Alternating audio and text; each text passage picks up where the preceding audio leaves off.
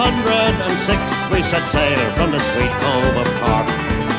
We were sailing away with a cargo of bricks for the Grand City Hall in New York.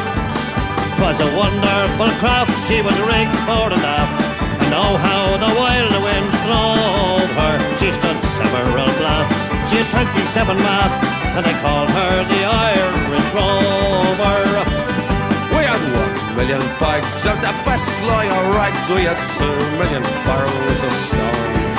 We had 3,000,000 sides of our blind horses' hides. We had 4,000,000 barrels of bones.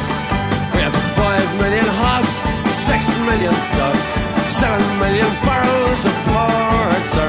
We had 8,000,000 bottles of old nanny ghost tales, and the whole of the Irish Rover. There was old Mickey Coote, who played hard on his flute when the ladies lined up for a set. He would tootle with skill for each sparkling quadrille, till the dancers were flutered and bet.